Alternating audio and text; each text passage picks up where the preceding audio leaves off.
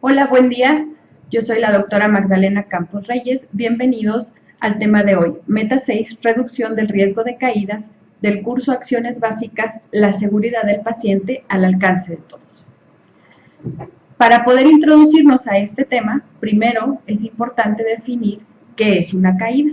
Y para esto vamos a utilizar el concepto de la Organización Mundial de la Salud, que describe la caída como la consecuencia de cualquier acontecimiento que precipita al paciente al suelo en contra de su voluntad.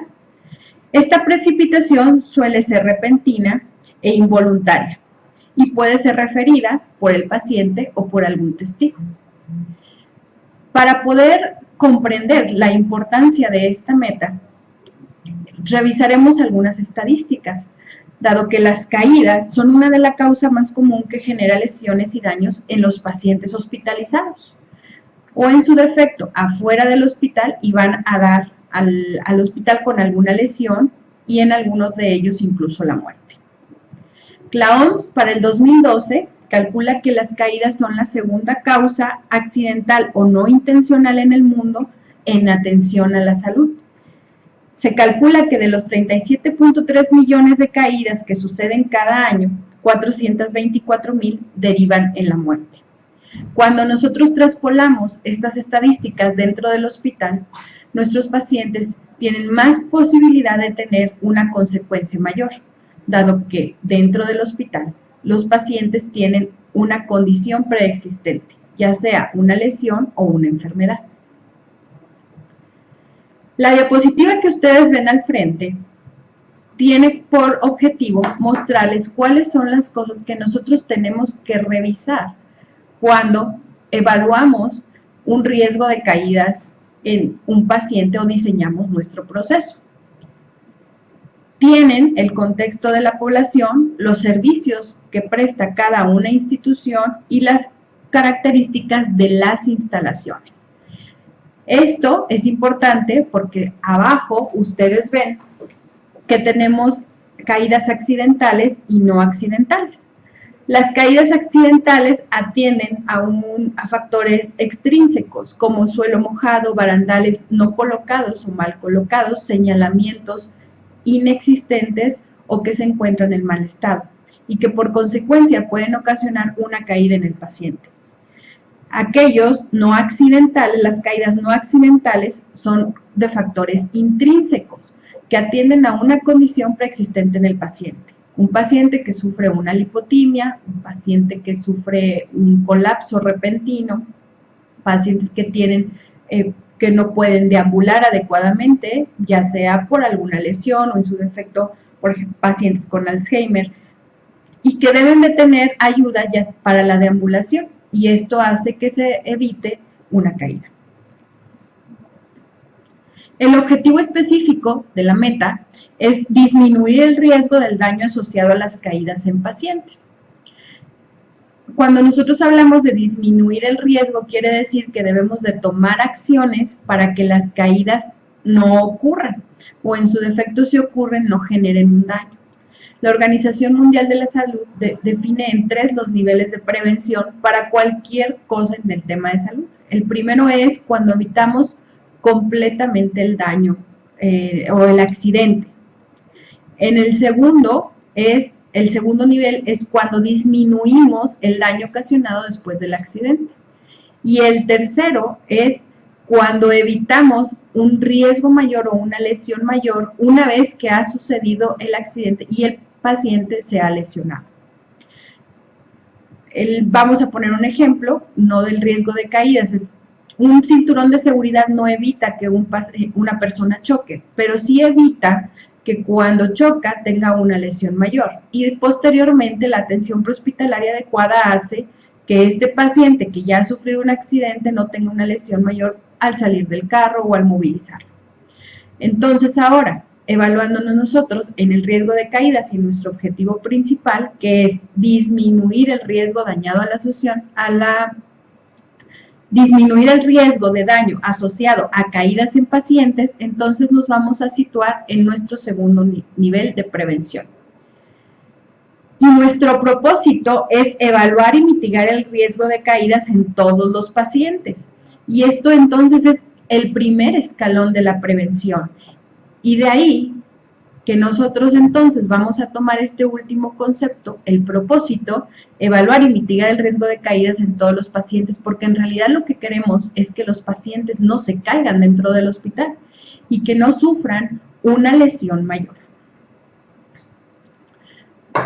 El Consejo de Salubridad General ha determinado que la barrera de seguridad para esta meta sea evaluar y reevaluar, en el entendido que el primer punto es siempre primero reconocer el riesgo de caída en cualquier paciente.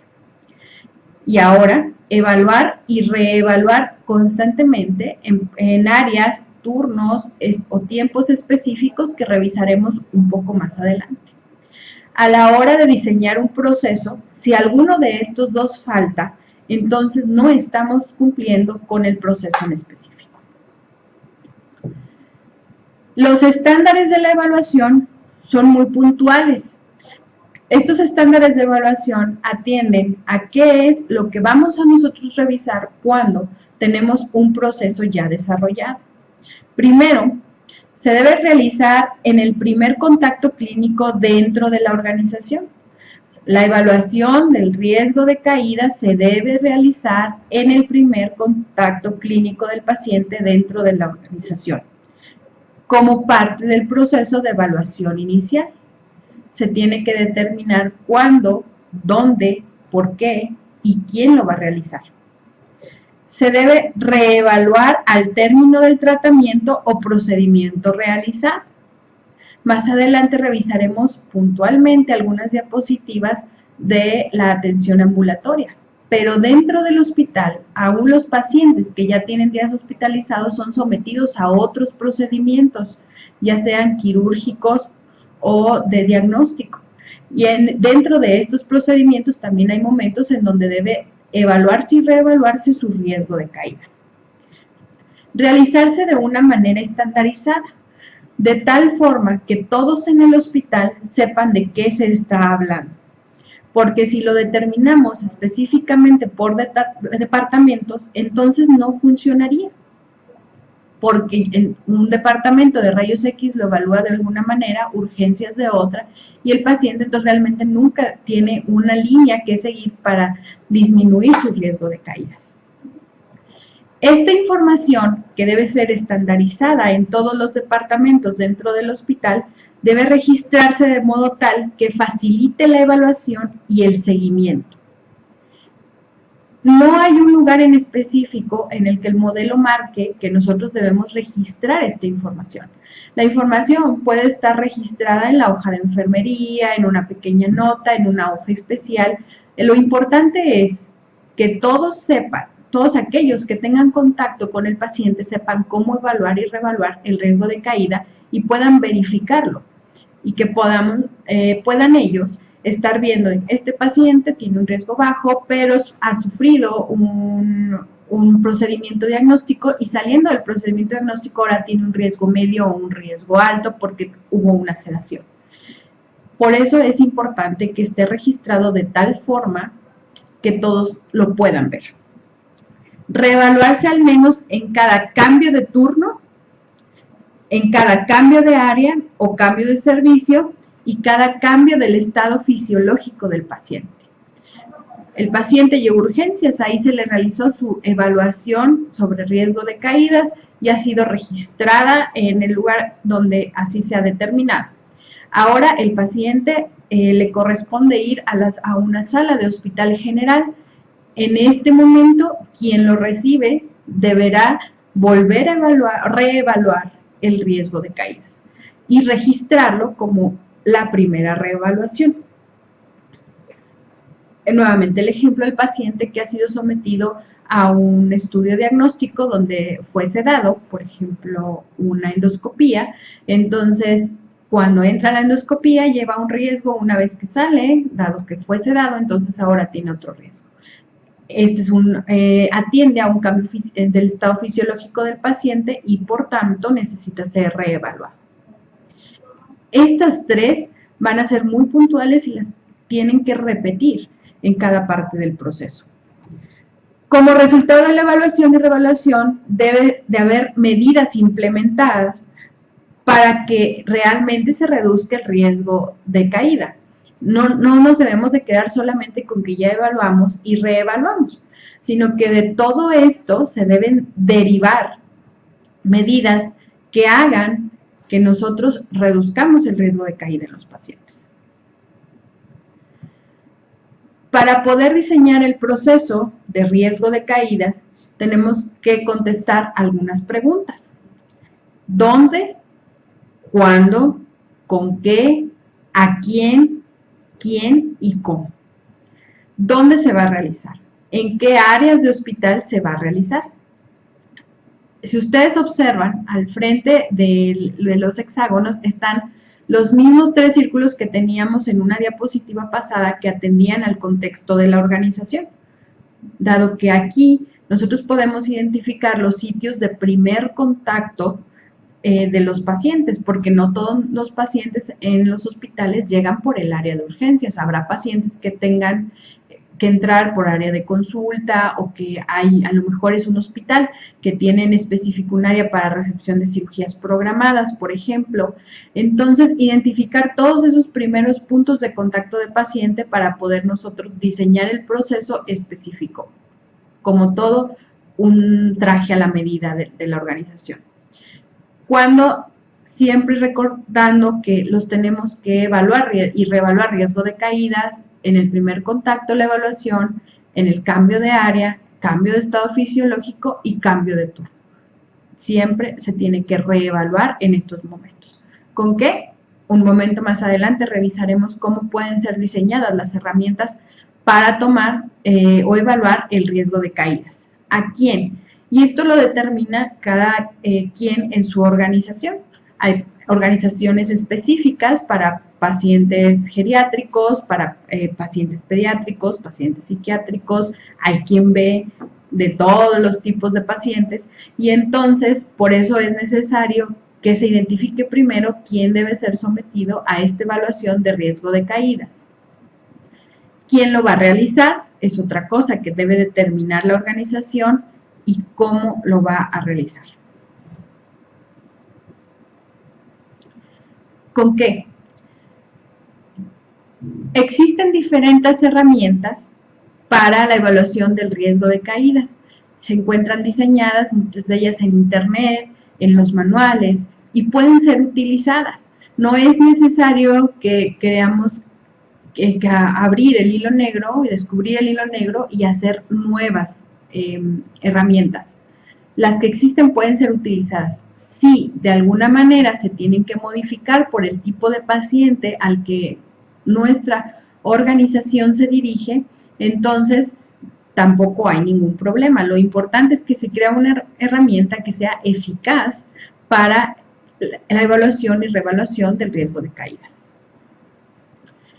Al frente ustedes ven la escala de Downton, que es quizá la más utilizada para la evaluación de riesgo de caída.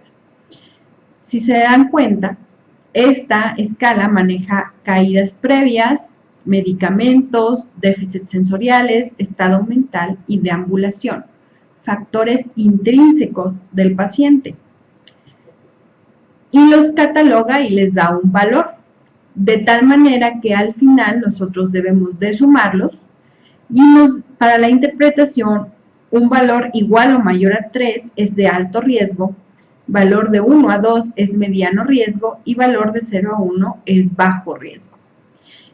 De aquí que les estamos comentando que no es necesario utilizar una sola escala, quizá habrá quien necesite también tomar en cuenta los factores extrínsecos de acuerdo a lo que necesiten, entonces pueden añadirle una segunda escala. Es como se vaya a necesitar. Lo que sí es importante es saber qué se va a hacer con esta puntuación. Por ejemplo, pacientes sin riesgo, entonces se debe señalizar, colocar una señalización visual en la cabecera según el riesgo de caídas, informar a quien se necesite, informar y concientizar al familiar. Y ya tienen ustedes en la diapositiva ahí una serie de herramientas o de acciones que se deben realizar.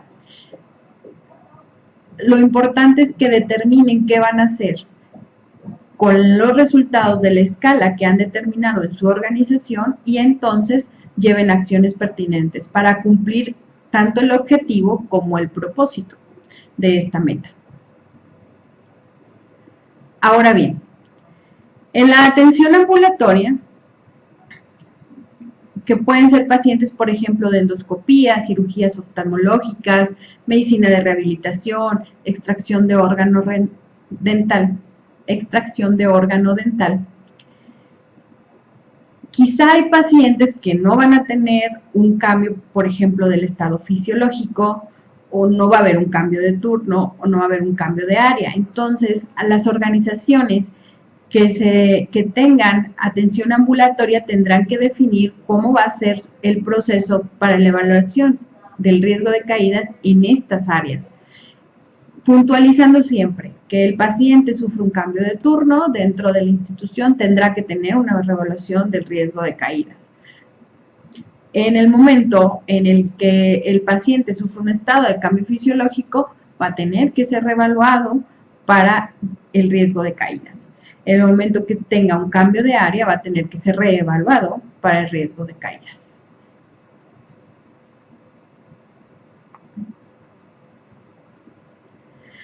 La evaluación del riesgo de caídas en pacientes ambulatorios se considera principalmente para la población menor de 6 años, los mayores de 60, pacientes con capacidades diferentes, pacientes con apoyo para la marcha y pacientes, por ejemplo, que son sometidos a dilatación pupilar.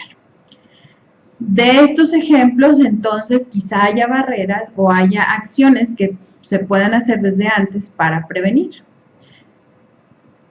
Señalamiento de piso húmedo, proporcionar apoyo para obtener sillas de ruedas, establecer normas y políticas previas donde ningún paciente puede ser sometido a una dilatación pupilar si no va acompañado por un familiar, que exista un área de niños, que existan básculas a nivel del piso, de tal manera que no tengan que someterse ya al riesgo que se ha identificado. Finalmente, y para hacer una pequeña recopilación de lo que se ha revisado, la Meta Internacional 6 para la seguridad del paciente, disminuir el riesgo de daño asociado a las caídas de los pacientes. Es importante, dado que diferentes estudios reportan incidencias de caídas de pacientes hospitalizados que van de 2 a 17 caídas por cada 1000 días de pacientes, con un incremento del costo de atención hasta del 33%. La evaluación y reevaluación oportunas, así como la implementación de las medidas de prevención, han demostrado reducir las caídas de pacientes hospitalizados. Factores de riesgo potencial de caídas como las condiciones físicas, mentales, emocionales, estados posoperatorios, ayuno, reposo prolongado, edad menos a 6 años y mayores de 60, son importantes tenerlas en una consideración aún mayor. Y también es muy importante que no olvidemos los momentos y los tiempos en que el paciente tiene que ser evaluado y reevaluado para el riesgo de caídas. Recordando que la evaluación primaria se debe realizar en el primer contacto clínico con el paciente y las reevaluaciones al cambio del turno, al cambio de área o servicio o en su defecto al cambio de estado fisiológico del paciente. Muchas gracias a todos por haber asistido a esta sesión. Quedo a sus órdenes. En la pantalla se encuentran mis datos para contacto.